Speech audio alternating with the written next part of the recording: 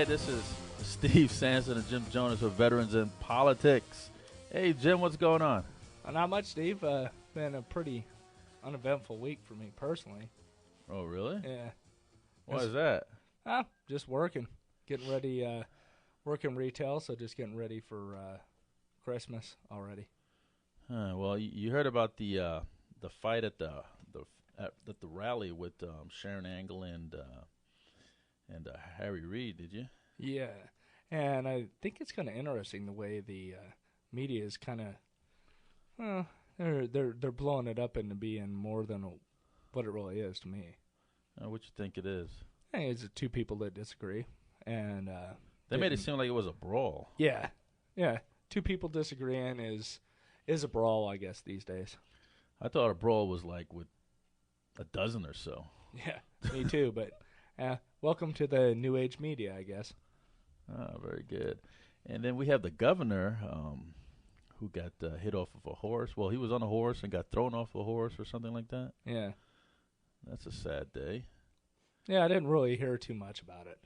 I wonder how come he didn't give his powers over to the lieutenant governor while he was in the hospital, at least while he was in surgery. Well, I mean, some people might consider that one of his faults is that he seems to be a little power mad at times, to put it in politically correct terms. Well, we have three guests today. We have.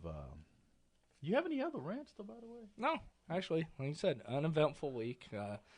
Not much. There was a young airman that was killed in Afghanistan, unfortunately, and I can't quite remember his name at the moment, but I think everybody should, really respect the fact that he gave his life, and send their thoughts and prayers out to his family. Well, we have three guests today. We have Nancy Price, who's the Democrat candidate for U.S. Congress, representing Nevada Congressional District 2. Then we're going to have Douglas Bell, who's a Republican candidate for Clark County Board of County Commissioner, representing District G.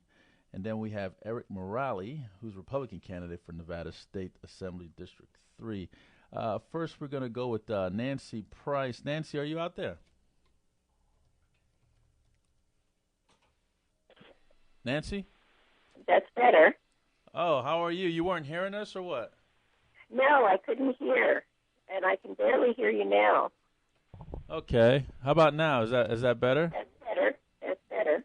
Nancy, could you give us a bio about yourself? I'm sorry? Could you give us a bio about yourself? Oh, certainly. I'm retired military. I retired Chief Master Sergeant. I started out went to Army basics and transferred to the Air National Guard. I worked for the Air Force and retired with 24 years of service. I was a regent of the university and community college system for 6 years, and that is an elected position. And at that time, I represented the northern part of Clark County and Lincoln County. I've had other jobs. I was a stockbroker for Dean Witter for a while and spent 14 years also as a marketing rep for Nevada Bell. So, Nancy, the first question I have for you is, why are you running against Dean Heller? Well, as many of you know, what's happening in Congress right now is there is the block of Republican representatives who are voting in mass for the most part, and their stated policy publicly, now this goes for John Boehner and Mitch McConnell, they say publicly they don't want the president to succeed. I found that to be a very tragic situation, and so I'm doing my part to at least eliminate one of those votes. Well, when you say that they've spoke out and they said that they don't want the president to succeed. Say that again? Well, when you say that they've spoke out that they don't want the president to succeed, what proof do you have that the president is actually succeeding, or any of his ideas are worth voting for? Yes, but there's a difference between politics and governance, and I've never in my lifetime seen a situation where the votes are based on politics like this. I mean, I understand politics very well, but at some point you have to think about the common good and governance. And the situation today is so partisan that it's ineffective. It's wasting time and money, and we're not getting where we need to be fast enough. Well, when Nancy, when you say never, do you think that George W. Bush was treated fairly when he was president? Because there was a lot of Democrats that block voted against him on a lot of his initiatives. So isn't this kind of just par for the course, the way politics works? No, I think it's different. You had a lot of cooperation from both parties. That's how we got things like the Patriot Act and the president with unlimited ability to go into war, which the Congress is supposed to do, not the president. It's different today. How exactly is it different? Because I really feel that, I mean, it's actually been that way for quite a while. So, Nancy, when and if you win this race, what are you going to do to bridge the gap to bring the Republicans over to your side? Well, I was a Republican for most of my life. My parents were Republicans, so I registered Republican. And but I don't find what's out there today in the positions of authority. I call them neo-Republicans, and I call my what I understood the Republican Party to be was more like an Eisenhower Republican. What's going on today is very different, and when we had a public policy on torture, and for those of your veterans out there, you know that is very detrimental to our troops, and so that was the last straw, and I switched parties. Okay, so since you switched parties, what attracted you specifically to the Democrat Party over the Republican Party? Well, actually, I say the mind of a Republican, the heart of a Democrat, and the courage of an independent. I didn't become an independent because you can't vote in a primary. At this point, I'm more in line with Bernie Sanders and Dennis Kucinich, if you can imagine. And when you look at the Eisenhower years, the kind of policies we had then are more like the more liberal, progressive Democrats today. Both parties moved to the right, and some have fallen off the cliff. So why specifically are you running against Dean Heller other than having a beef with the Republican Party? What, Nancy, are you going to do specifically that will change? Well, I'm more qualified than he is on very important issues. Well, how so? Give the listeners an example okay, of how you're more qualified. My education background, I have 5 degrees, and I finished classwork and a PhD in public policy. So I know public policy from that perspective. Most of my time in the military was in intel, and we looked at countries around the world and what the situations were there. And I've also spent some time, lots of time, at the legislature, so I understand politics. And as I said, this blockade that is going on now is very detrimental to the future of this country. Nancy, what kind of endorsements do you have? I'm sorry? What kind of endorsements do you have? Well, AFL-CIO, unions, Alliance of Retired People, those sorts of things. Do you have them? Do you have them listed on your webpage? one that I'd like to mention, and that is Dean Heller's opponent in the primary. This is a pediatrician from northern Nevada who's very well known and very well respected. He ran against Heller in the primary because of his votes against children's health and S-chip, and he's supporting me. So Nancy, I have both Republican and Democrat support. Nancy, do you have those endorsements listed on your webpage?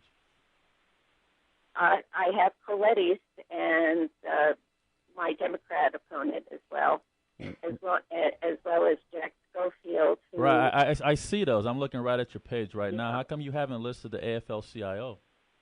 I didn't because I'm having trouble with my website. They won't let me update it, and I'm trying to switch it over, but it's a technical problem. What about NRA? Do you have the NRA's endorsement? No.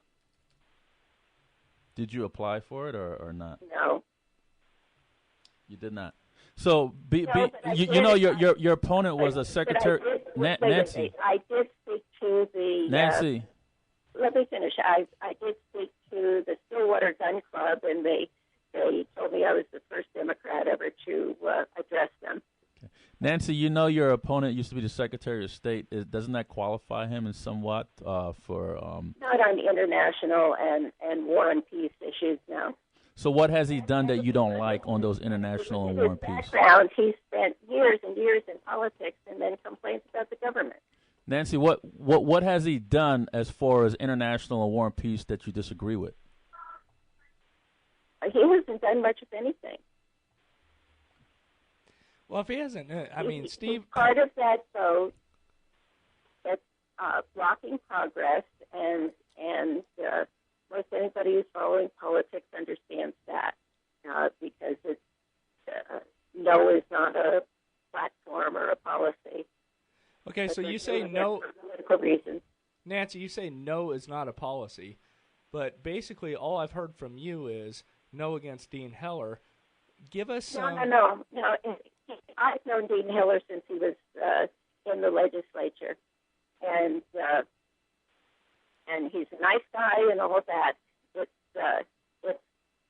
It's those that are in there right now. I'm talking about John Boehner, Butch McConnell, and from the outside looking in, Dick Armey. There is a whole group of people that have gone so far to the right that it's detrimental to this country. Nancy, where are you calling from, by the way? From Reno.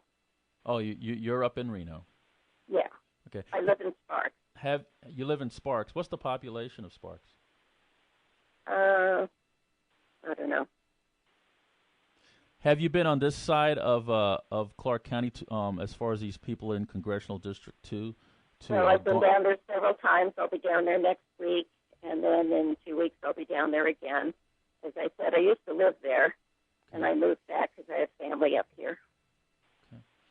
I got a question for you. I was married to Assemblyman Bob Price, and he served in the legislature many years. And when he was no longer a legislator, we moved up north. I need you to tell me what's the key reason you're running against Dean Heller, because I haven't heard one yet. Well, then you're not listening because there's a block of votes that have publicly said that they don't want the president to succeed, and he's part of that block. Because he's part of a block. I'm more qualified. Because he's part of a block of votes that don't want the president to succeed. That's why you're running against him. I don't know if you paid attention to the news, but there has been with this whole 59-60 vote, and then there because you would need 60 votes to bypass. Okay. Nancy, we'd like to thank you for coming on the show. Could you give us your point of contact, please?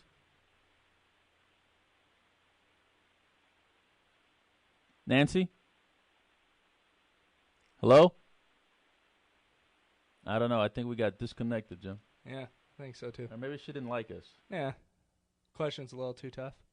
I don't know. I still don't know why she's running against Dean Heller. She haven't really given me a specific reason. Oh, she never did. I mean, he did this or he did that. Just because he doesn't like the president? Yeah, I guess. I'm kind of curious if you can't handle the questions from Steve Sanson and Jim Jonas, how are you going to represent the entire state of Nevada? Wow. Just thought I'd throw that out there to the listeners. I just want to know if he was doing a bad job or he made a terrible vote or something. I guess it's just because he doesn't. That's the answer I was looking for. Yeah. But anyways, this is Steve Sanson and Jim Jonas with Veterans in Politics. We're going to take a break. And I'm sorry, folks, that Nancy Price got disconnected or she just didn't like our line of questioning. But we're going to be back with Douglas Bell, who's the Republican candidate for Clark County Board of Commission District G.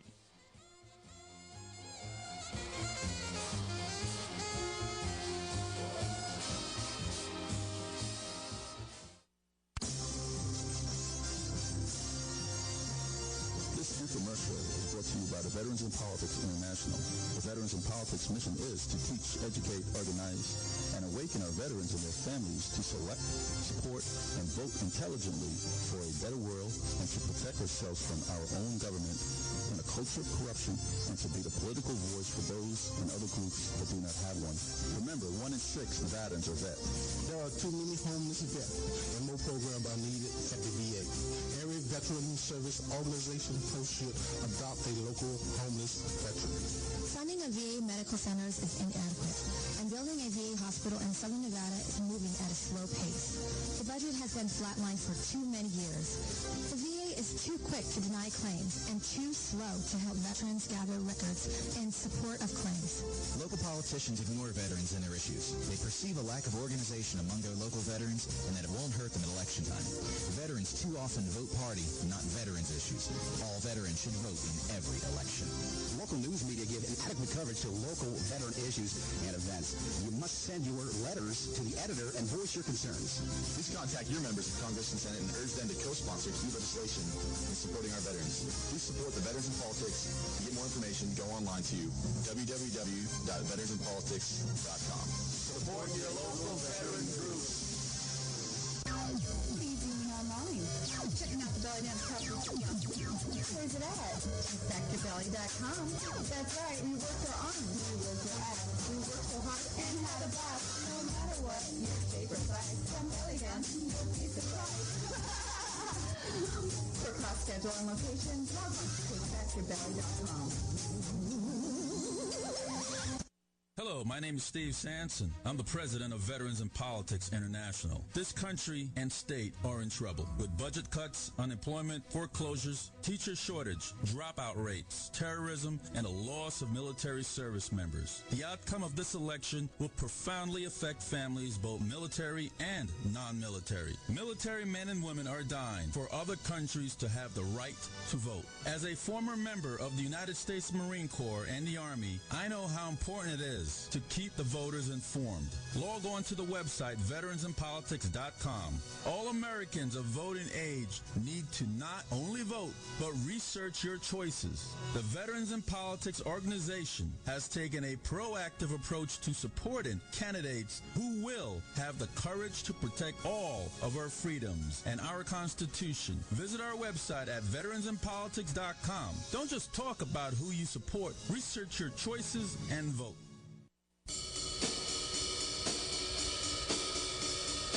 Well, we're back. This is Steve Sanson and Jim Jonas with Veterans in Politics, and we have live in studio. He cannot run. He cannot walk away. We have Douglas Bell, who's the Republican candidate for Clark County Board of Commission District G. Doug, how are you doing, sir? I'm fine, thank you. Doug, could you give us a bio about yourself?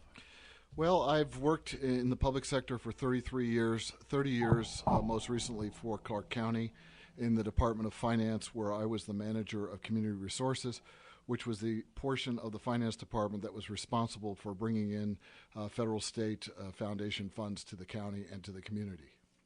Well, why didn't the governor make you the czar for the stimulus fund instead of Charles Harvey? You'd have to speak to the governor on that. Well, Doug, I got a question for you. Well, I got several questions, but County Commission G is mainly a Democrat district. How you plan to prevail? Well, first of all, it's a gerrymandered district, if we want to be honest about it. It starts in the northern tier, is on Bonanza, next to the Mormon Temple. It curves around the outer boundaries of the Las Vegas Valley, taking in portions of Boulder Highway on both sides and the downtown Henderson area. And then it travels roughly to Flamingo and Sunset to Eastern, and then from Eastern, roughly again, Tropicana to Sunset, all the way out to Rainbow on the other side of I-15, which is a very large district with, I would say, 3 separate areas that don't have the coterminous commonality of objectives. So it's something that should be looked at. To address your question of why I think I can win, first of all, I think there's a strong likelihood of a very large Republican turnout in this upcoming election. I think many nonpartisans may be leaning towards the Republican Party and a conservative fiscal perspective. And I think many Democrats are discouraged and may not even show up for this election. And those that are may also be voting in a protest against incumbents or people that are better known in the political process, looking for a real change, the real change in our community and nation. This seat was held by Dario Herrera, right? Yes. And now Rory Reed. Well, I would even go further back than that. It was held by Lorraine Hunt Bono, who was certainly an exemplary county commissioner. Dario then was after her, and then Rory Reed. And Rory, as we all know, is running for governor, so it's a non-incumbent position, where the other 2 commission races are with an incumbent. Jim? So, Doug, based off your statement of why you're running, it seems to me like you're running because you think it'd be a good year for Republicans. Well, I hope it's a good year for Republicans. We'll find out for real. But the real reason is that presently, many of your listeners may not be aware of this, but all the county commissioners are Democrats. I believe, first of all, that the United States is based on a principle of checks and balances, which are designed to have both institutional and political checks and balances on our processes.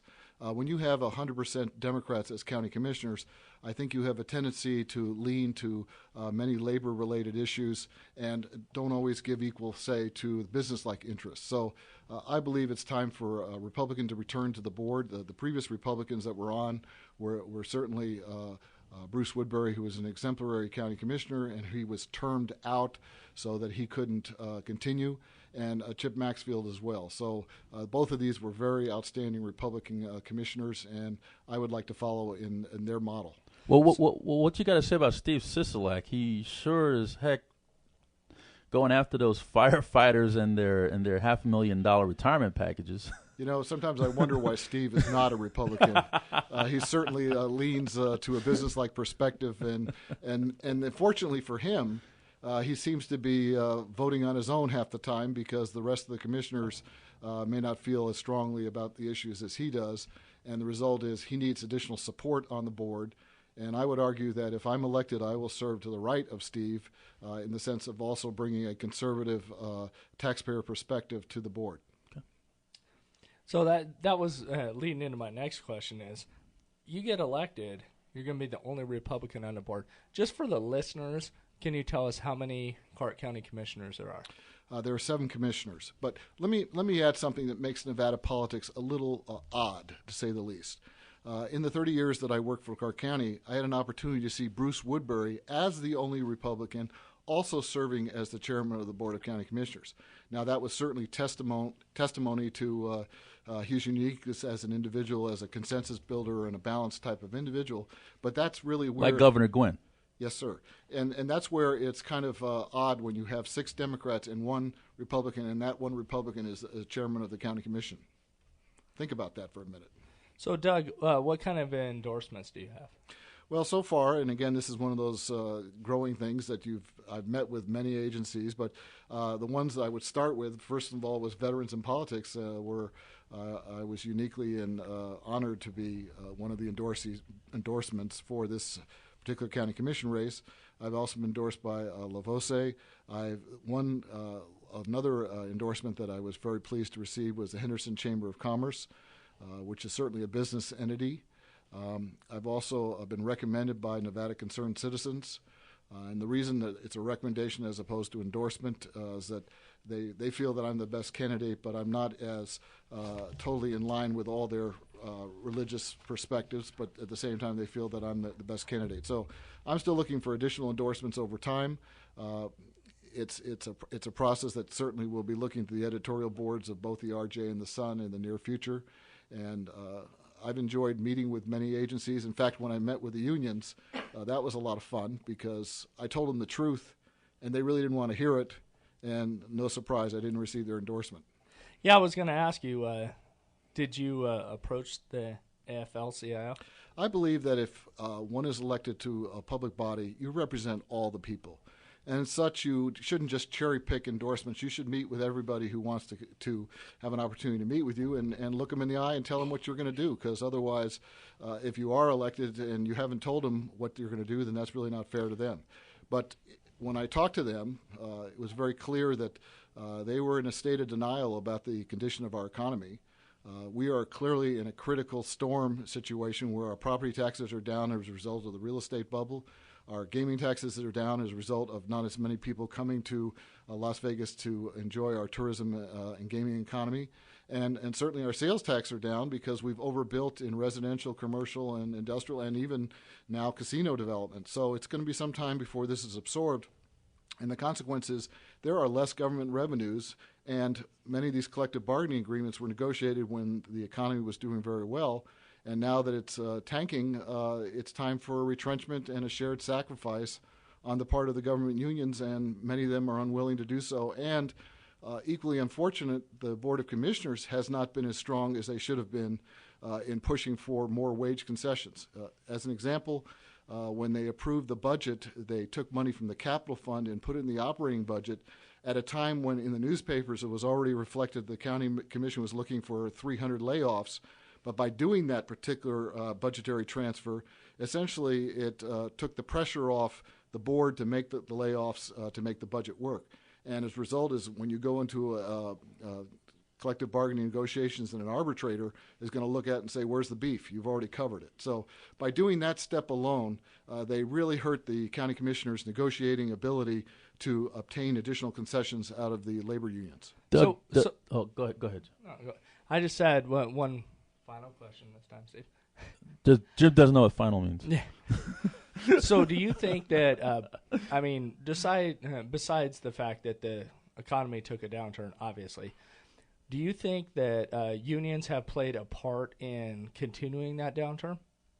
I don't think the unions have caused the downturn. I think that's a result of a national and world economic situation. But I think they're not doing it enough to help address it on the local level. Again, I stress we need shared sacrifice. As a county commissioner, I will push for the development of an entirely different wage package for new employees. The reason I emphasize new employees is it's really hard to make major changes to a package when people are hired one way, and then if you try and change the game years later, then that really puts their lives and their economic plans into a difficult situation. But there is opportunities always with new employees to change the packet that's offered. For example, instead of a defined benefit approach to the PERS pensions, I don't see why this couldn't be changed ultimately to a defined contribution 401k type approach where it would be more comparable to the private sector. Right now, the government employee has a very good deal, and that was done to attract and retain quality assistance for the public here. And I would note, here's a very important point I would note, is I'm not for layoffs. I think layoffs do a disservice to the taxpayer and certainly to the person who's been laid off. What I would rather see is the existing workforce work for less. As a result, we can maintain our service level for the taxpayers in a very difficult time when needs for services, especially in the social service area, go up in a recessionary climate when people have less funds and need more government assistance. Doug, you're going to represent District G if elected, but you're also a vote for the whole county of Clark. And one of the items that are going to come up on the agenda pretty quickly is UMC. And we all know UMC is in the negatives.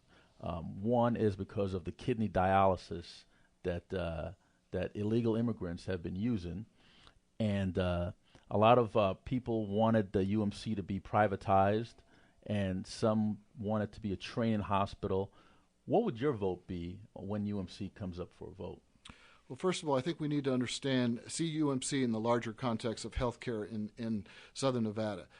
It is the only public hospital, so there's an effort certainly by other hospitals to divert patients to UMC so they don't have to provide subsidized care for people who are unable to pay. So that's a key point. In periods of recession and downturns of economic situation as we're in right now, there's more and more demands placed upon the public hospital because there are fewer people with health insurance and likewise the ability to pay. So the subsidy levels of the taxpayer always go up in recessionary environments for the public hospital. To address the larger question of how this hospital should evolve, most recently the board looked at an advisory board to help provide input and advice to the board in running it. That may presumably eventually lead to the development of a nonprofit that would be in turn then a recipient of a foundation, state, and other funding, private funding, to become a research hospital. One of the things I think we have to recognize is that UMC, as good as a medical institution as it is not a Johns Hopkins. People always look at Johns Hopkins, one of the number one hospitals in the country, as the model. Well, the problem is Johns Hopkins had years and years and years to build that level of reputation and expertise. Receives a great deal of money from the private sector and certainly from the government at large. So for UMC to be modeled on a Johns Hopkins may be a very ambitious goal. I think ultimately the board might want to look at putting out an RFP for a nonprofit provider to come in and take over the hospital, to lease the hospital, to run the hospital. If that doesn't work, then they may ultimately have to be looking at selling the hospital as another option, because this hospital historically will need public subsidy or subsidy from the private sector to make it work when it is the only hospital providing full-time health care to people with inadequate health insurance or inadequate ability to pay. Do you know that they don't bill illegals? When illegal immigrants come there for emergency services, they don't bill them because they say we're not going to get the money anyway? Well, if that's the case, I can understand. It's kind of like, how do you get blood out of a turnip? The reality is all hospitals are required to provide care to people coming in. You can't just divert people. But clearly, I've been in hospitals, private hospitals, and it was amazing to me how somebody just came out of surgery, and within an hour there was a insurance ambulance coming to pick them up and take them out to another hospital. And sometimes I wonder if that was to lower the mortality rate at those hospitals, or else as a way to reduce the costs that hospital incurs in providing care for that individual. So there's certainly an effort by private hospitals to get people up and out as soon as possible. I understand that we're a nation that don't turn people away, especially in care. But we're also a nation in a deficit, and we're also a nation that has an economic turndown. And let me give you a personal example of myself.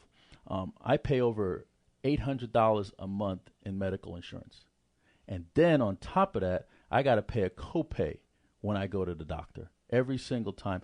Why should law-abiding taxpayers develop all these costs and other people get it for free?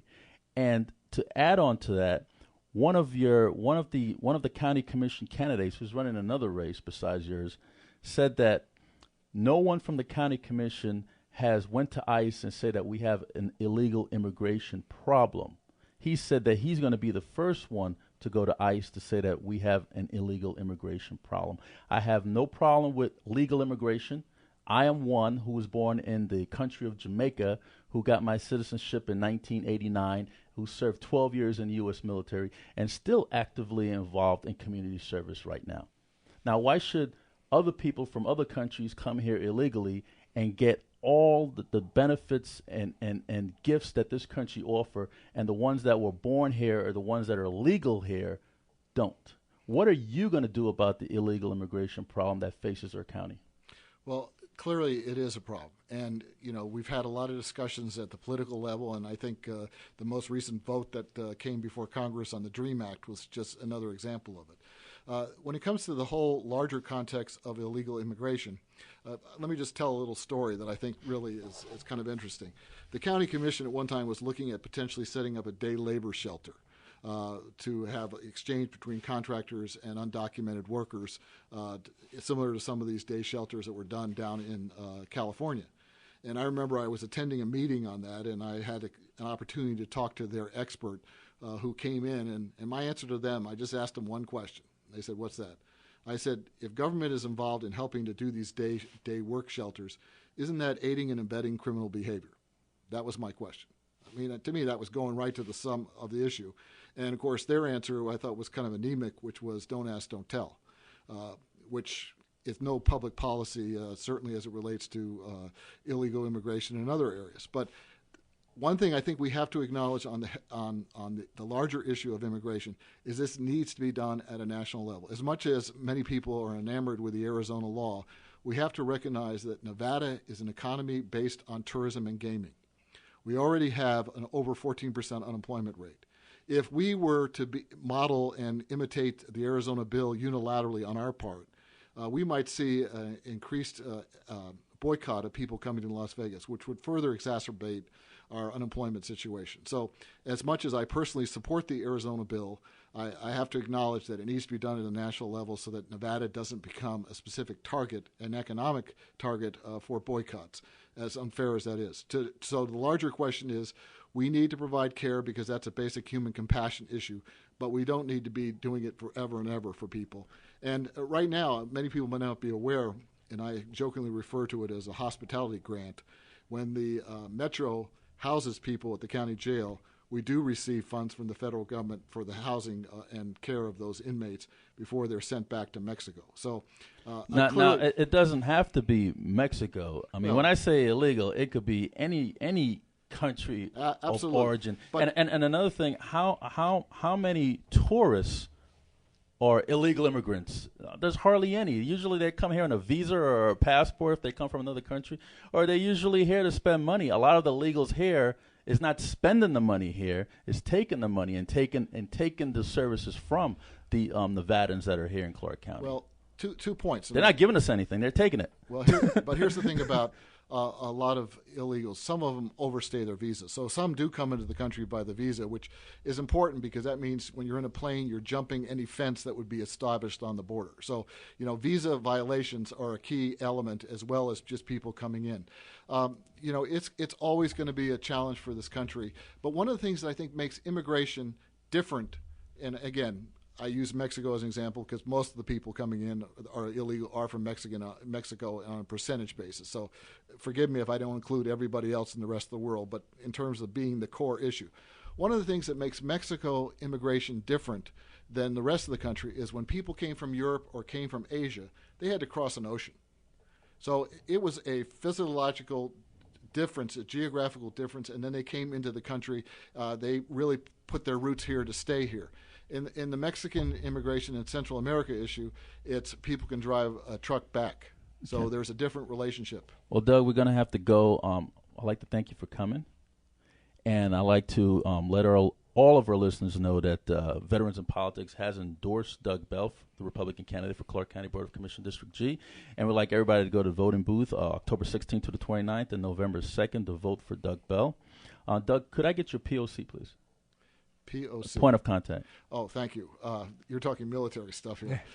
My address is 366 Nicole Street, Las Vegas, Nevada. And if we offended anybody about the illegal immigration problem, I'd like to just make this clear that we are the only country in the entire world that does not enforce their immigration laws. The only country. So the other countries that think that we should just go ahead and let illegals come, they're all hypocrites because all of them enforce their own immigration law. This is Steve Sanson and Jim Jonas for Veterans in Politics. We'll be back momentarily with Eric Morelli, Republican candidate for Nevada State Assembly District 3.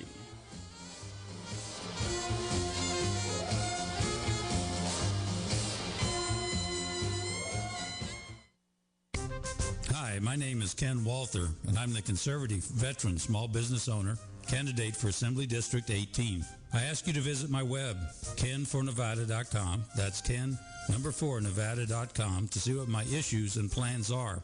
We need smaller government, not bigger, and we all need to pull together. This is Ken Walther, ken4nevada.com.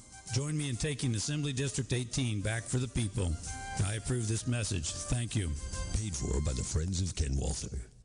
Hello, Hello, my name is Steve Sanson. I'm the president of Veterans in Politics International. This country and state are in trouble with budget cuts, unemployment, foreclosures, teacher shortage, dropout rates, terrorism, and a loss of military service members. The outcome of this election will profoundly affect families, both military and non-military. Military men and women are dying for other countries to have the right to vote. As a former member of the United States Marine Corps and the Army, I know how important it is to keep the voters informed. Log on to the website veteransinpolitics.com. All Americans of voting age need to not only vote, but research your choices. The Veterans in Politics organization has taken a proactive approach to supporting candidates who will have the courage to protect all of our freedoms and our Constitution. Visit our website at veteransinpolitics.com. Don't just talk about who you support. Research your choices and vote. Hi, this is Chuck Ann Baker, the editor of the Veterans Reporter newspaper, the only newspaper in Nevada for veterans and their families. Pick up your free copies at most VA offices, most libraries, at the American Legion, the VFW, the DAV, and hundreds of other locations. We also produce the Veterans Reporter radio show every Thursday night from 8 to 9 p.m., KLAV Radio, AM 1230, and we stream it live, www.klav1230am.com. This is Chuck Ann Baker for the Veterans Reporter newspaper. Hi, I'm Travis Barrick, the Republican nominee for Attorney General, and I approve this message. Brian Krolicki received over 122,000 votes in the June primary, more than anybody else on the ballot. The lawsuit against him by Ms. Masto was a political witch hunt where she wasted thousands of your dollars. She has disgraced the office of Attorney General by being a partisan hack of Harry Reid, and their socialist agenda is too radical for Nevada. You have the right to expect better of your Attorney General, and I have the integrity to deliver on that expectation. Go to travisberrick.com to learn more about me and my campaign.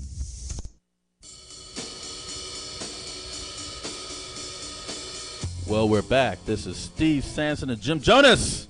Jim Jonas with another episode of Veterans in Politics. We got Eric Morelli, Republican candidate for Nevada State Assembly, District Number 3, live in studio. Eric, how are you, sir? Hey, how you doing? Eric, could you give us a bio about yourself? Absolutely. My name is Eric Morelli. I'm born and raised here in Las Vegas, Nevada. Been married now for 15 years, going on 16 years. I have 3 beautiful children, all in the Clark County School District. 2 of them currently right now are going to the same elementary school I went to when I was a young boy here.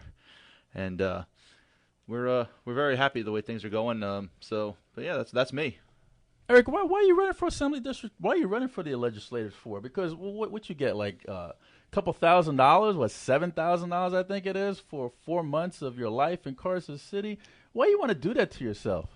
Well, I get that question asked a lot, and I got to tell everybody that the main reason I do it is because I have to look into each one of my kids' face and answer their questions and tell them, and answer, hey, Dad, why is this happening? Why does this happen? And I can't sit there and tell them, I can't give them any answers if I don't take the shot and take a chance to make things, better or to change things as well. So I do it mainly for the kids and to make for a better Nevada for all of us to live in. So, Eric, can you give the listeners, where is Assembly District 3? What are your boundaries? Boundaries of Assembly District 3. The top of it is Rampart. We're just below Summerlin, in between Charleston and 95. And you take that Charleston down to Jones and it shoots over to Sahara, and it moves down there into the Valley View area. Offshoots at Edna as well right there. Kind of looks like a sawed-off AK-47. So what are your demographics of your Assembly District as far as Republican, Libertarian, Democrat, Independents? The demographics for the Republicans are a little bit. I'm a little bit under on the Republicans. I'm right about 6,000 Republicans, right around 11,000 Democrats, and about 2,000 to 3,000 Independents in Green Party. All the remainder. Okay, so why do you think you have an opportunity to win this time?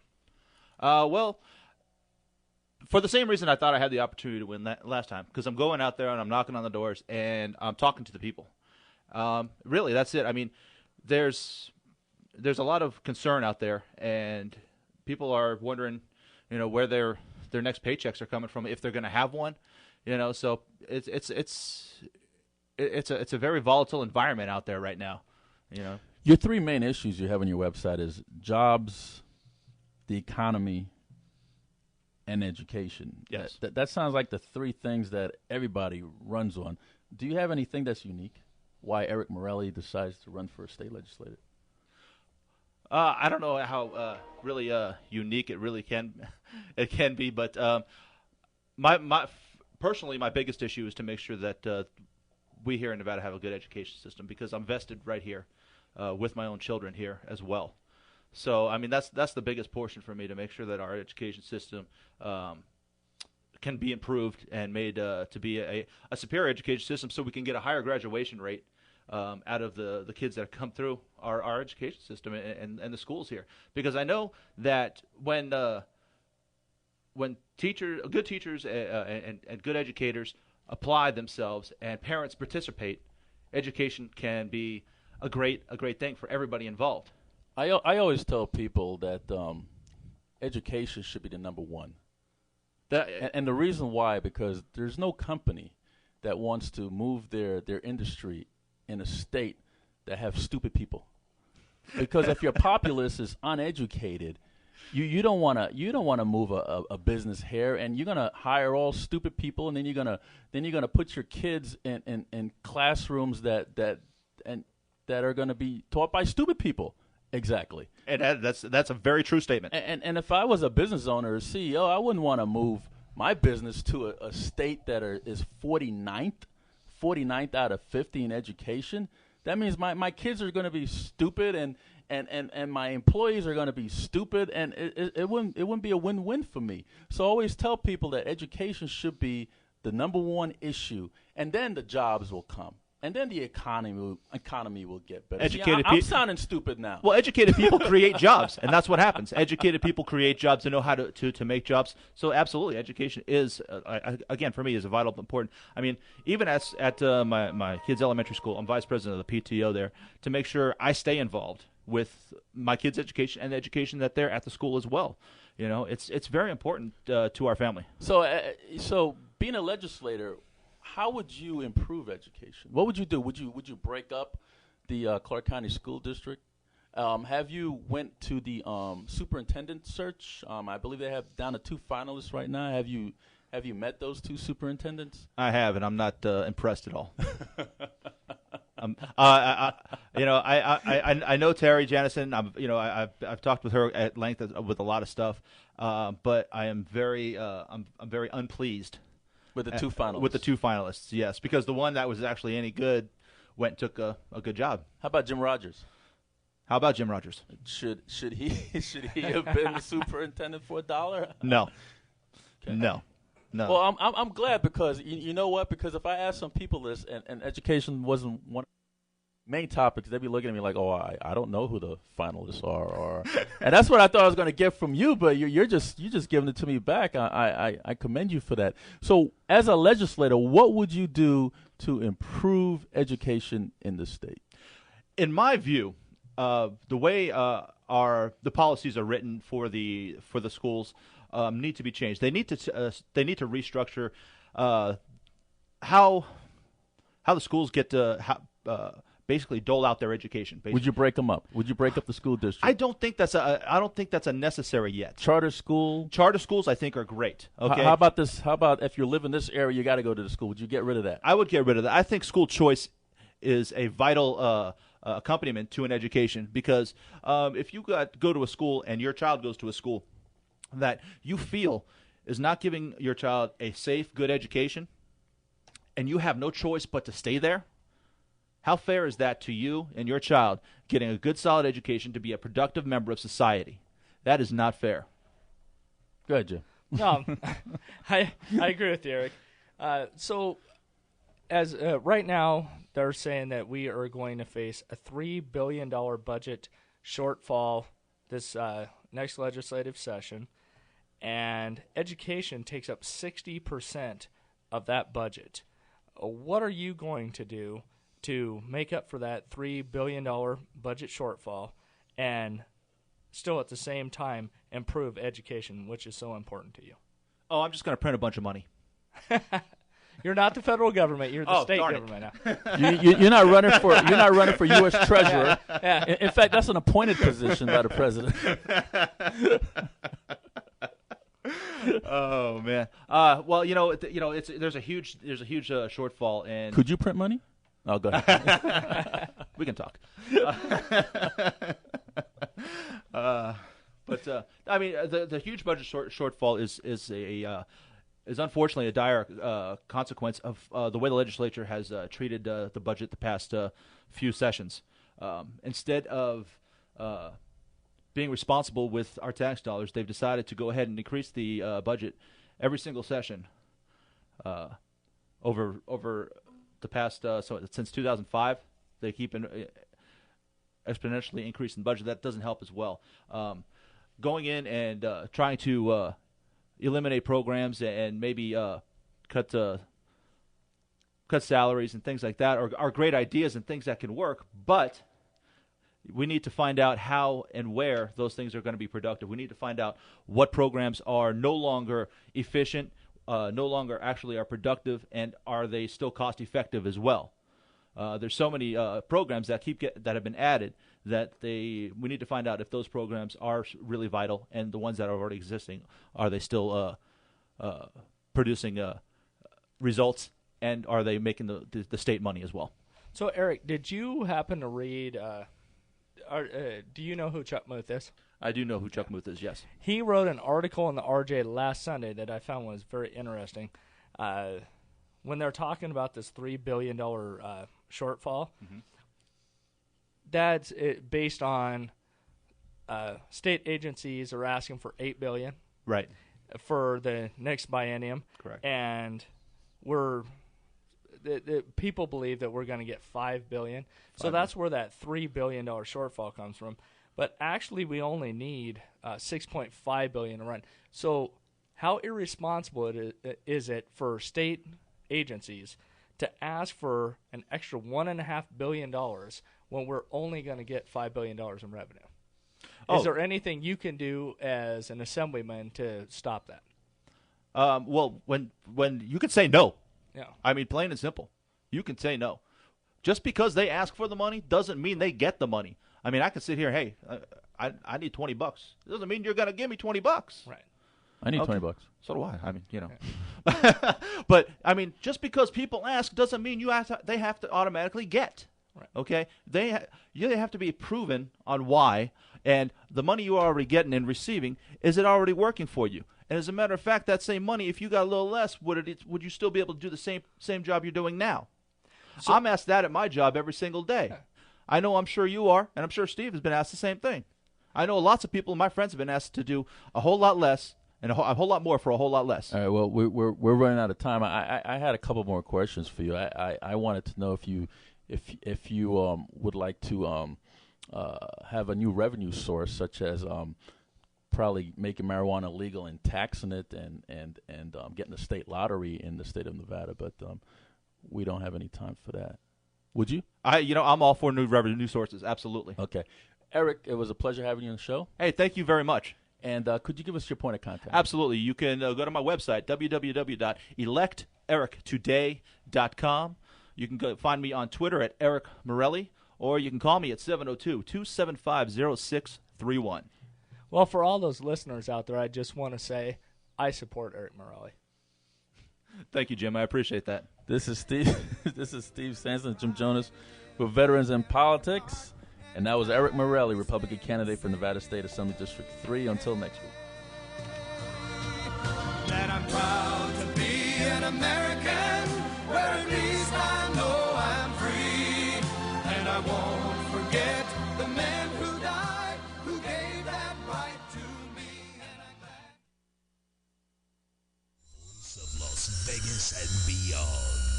This is Vegas All Net Radio.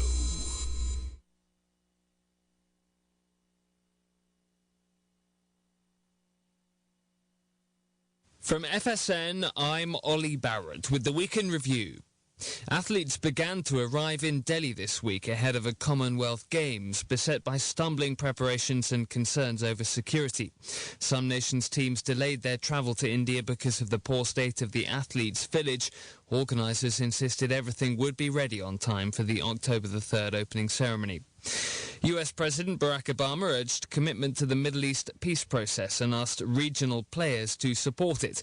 At the 65th session of the UN General Assembly, he asked Israel to extend its freeze on settlement building in the West Bank.